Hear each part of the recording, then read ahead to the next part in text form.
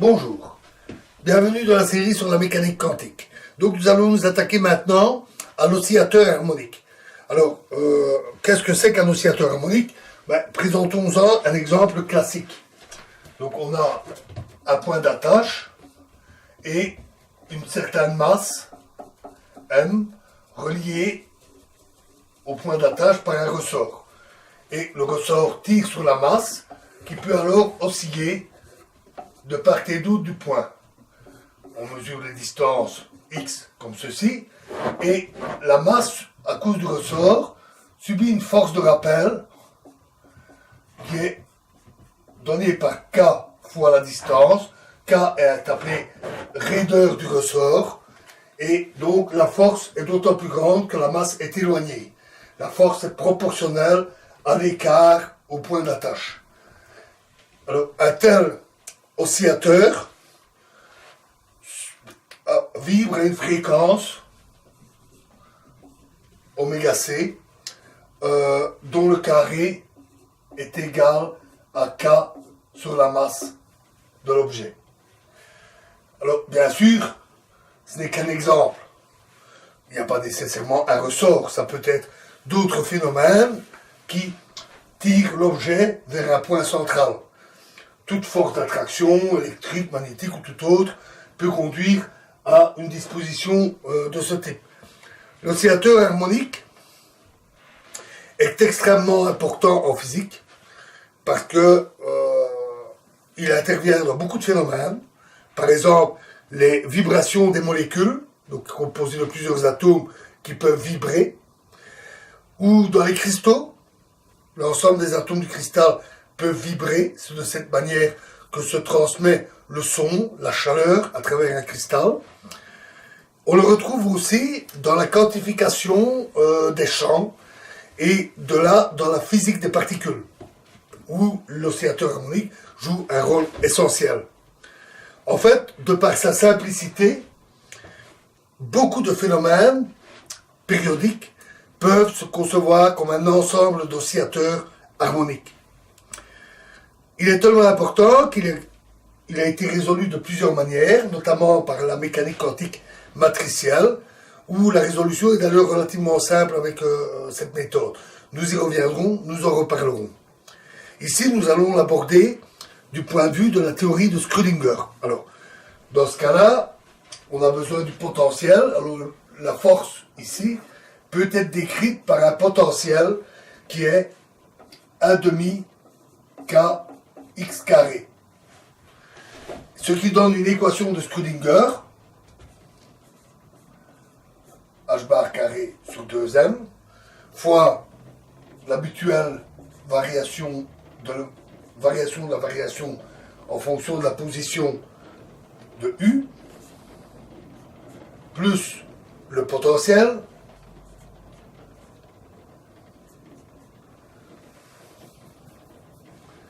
kx carré fois U, qui est égal à EU, où E est l'énergie de la particule, de la masse.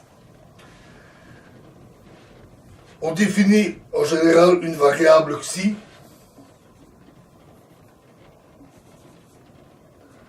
égale alpha fois x, un simple changement d'échelle avec alpha exposant 4 qui est égal à m fois k divisé par h bar carré. Ce n'est pas important. Alors, une telle équation n'est pas facile à résoudre. Ce sont plusieurs pages de calcul assez complexes. Donc, je vais vous donner simplement les résultats. Les fonctions d'onde U de xi sont données par h de xi fois E, l'exponentielle de moins 1/2 xi carré. Et h de xi est un polynôme, un simple polynôme, donc un truc du genre 1 plus 2 xi carré plus 3 xi cube, etc. Donc ce sont les polynômes dits de Hermite. Hermite, ayant vécu il y a longtemps, à peu près ou un peu plus de 2 siècles, je pense, je ne sais plus la date exacte. On pourrait se demander qu'est-ce qu'il a intervenu en mécanique quantique, mais c'est simplement parce qu'il a étudié l'équation différentielle qui est ici pour calculer ses solutions, indépendamment du contexte de la physique. Cette équation est assez simple, et les équations simples, il n'est pas étonnant de les retrouver à différentes époques, dans différents domaines. Alors, les solutions ici sont indicées par un nombre entier, 0, 1, 2, 3, etc., qu'on note n, qu'on appelle nombre quantique, parce qu'il quantifie les solutions. Et alors, le polynôme H0, donc en fait, les solutions sont données par Hn de xi. Chaque polynôme est indicé par n. H0 est simplement égal à 1, tout simplement. H1, donc la deuxième solution est indicée. H1 vaut 2 fois xi, et H2 vaut 4 xi au carré plus 2, etc., etc. Évidemment, pas en décrire plus.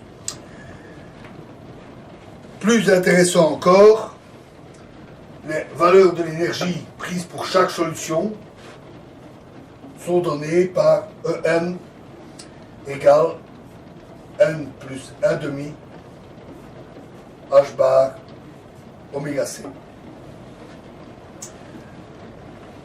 Donc on voit que l'énergie est quantifiée. En plus ici, l'énergie en fonction de n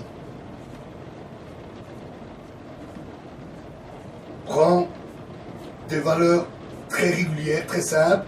Tout espacé de la même valeur. Il y a une différence h bar oméga c entre chaque niveau. Alors il y a quelque chose de particulier, c'est que l'état de plus basse énergie est donné par n égale 0, et dans ce cas-là, pour n égale 0, la solution est 1 demi h bar oméga c. Donc, en mécanique quantique, l'énergie d'un oscillateur ne s'annule jamais.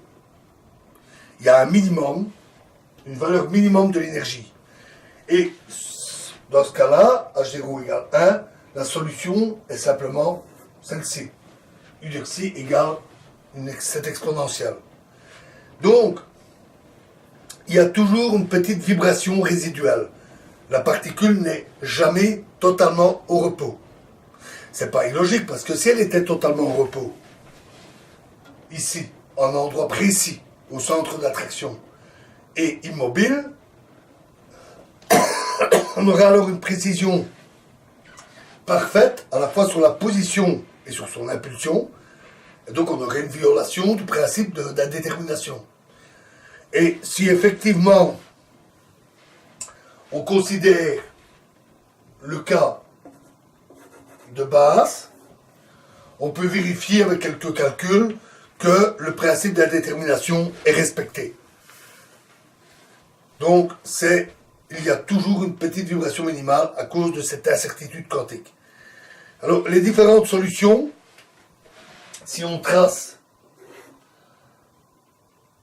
bon, pour n égale 0, on va en tracer 3. Pour n égale 0, si on prend la partie réelle de un, pour n égale 0, c'est en fait une simple exponentielle.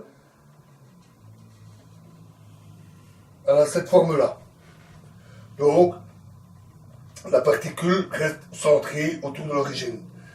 Dans le cas n égale 1, on obtient quelque chose comme ça.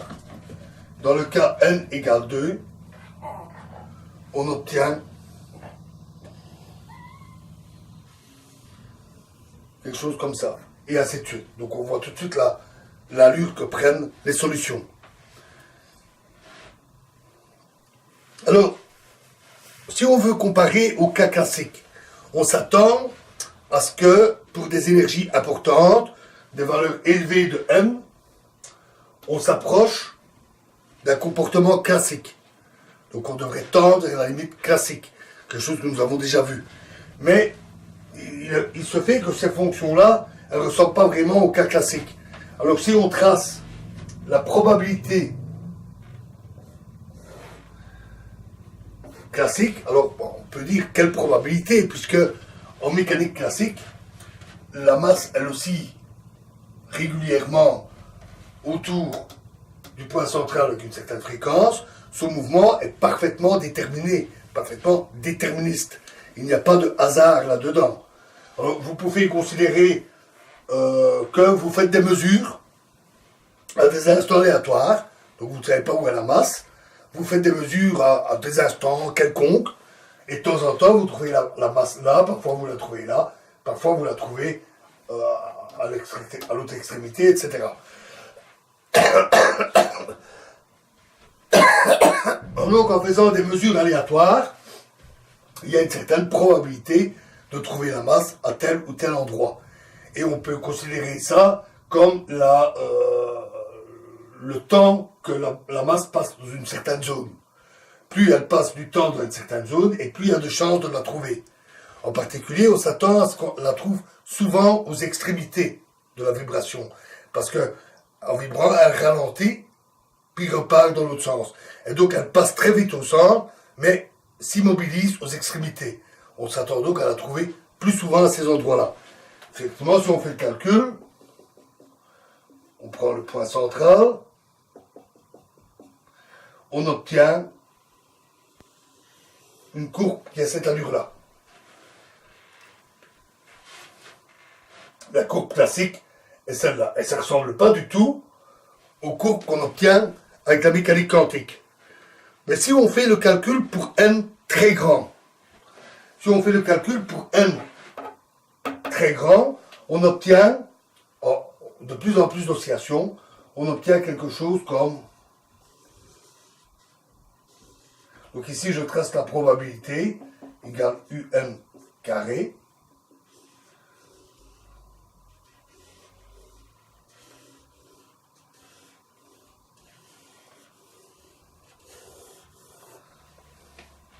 On obtient donc des oscillations comme ça.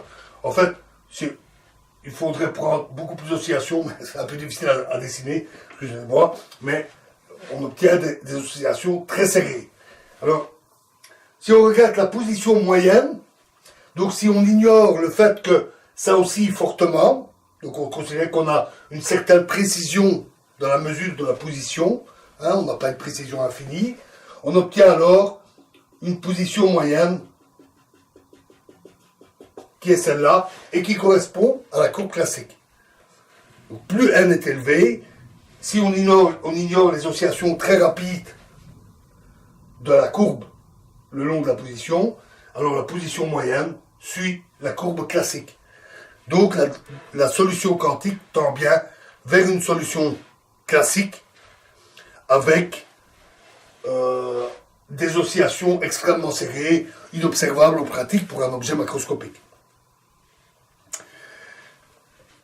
Alors, on peut aussi envisager une autre solution, c'est celle du paquet d'ondes. Donc, ça, ce sont des solutions stationnaires, donc d'énergie bien précise, et où la particule est en fait répandue dans toute une certaine zone. Mais on peut considérer un paquet d'ondes, donc on se positionne près du centre, et on prend un paquet d'ondes qui est décalé d'une distance A du point central. Et on voudrait étudier l'évolution dans le temps de ce paquet d'ondes. Alors quel paquet d'ondes on prend? On prend le fameux paquet normalisé, le paquet d'incertitude minimale que nous avons pris, que nous avons vu. Et on peut vérifier si effectivement c'est une solution. Alors, pour le calculer, on va développer psi x de t égale la somme de certains coefficients à n fois les solutions, UN, on fait la somme sur tous les n, fois une fonction oscillante en fonction de l'énergie EN, la fameuse solution oscillante au cours du temps, où la phase oscille au cours du temps. On peut calculer AN pour ce cas-là, pour ce paquet d'ondes, et avec cette fonction, on peut alors calculer l'évolution du paquet d'ondes à tout instant. Là aussi, les calculs sont assez lourds, mais on peut les réaliser. On peut les mener à bout. Et ce qu'on obtient, c'est que le paquet va osciller sans se déformer autour du point central, un peu comme la masse classique. De plus, il oscille avec une fréquence oméga c. Et l'énergie moyenne est environ 1,5, parce que là, l'énergie n'est pas précise, elle n'est pas une valeur stationnaire, donc son énergie n'est pas très précise, mais pour des valeurs de M très grands, l'énergie est environ 1,5 K A carré, et ça c'est en fait l'énergie classique. Donc à nouveau pour N très élevé, très grand, on peut considérer un petit paquet d'ondes, dit minimum, qui va osciller sans se déformer avec la fréquence et l'énergie classique. Donc on tend bien vers la limite classique. Alors voilà, pour l'oscillateur harmonique, l'aspect le plus intéressant étant sans doute cette quantification d'énergie et le fait que l'état de base a une certaine énergie minimale appelée énergie de point zéro. Alors, dans la prochaine vidéo, nous verrons un sujet qui est très technique, mais nous ferons comme ici, c'est-à-dire que nous ne donnerons pas les calculs en détail, nous donnerons la situation, les conséquences, les résultats. C'est de considérer un potentiel en 3 dimensions, cette fois-ci, donc plus sur une ligne, mais dans l'espace, et à symétrie sphérique, donc comme une sphère. Donc nous reviendrons sur cette description, et bien que très technique, il est important de présenter les résultats parce qu'elle est à la base de beaucoup de développements, notamment ceux sur l'atome. Donc nous en aurons besoin. Je vous remercie.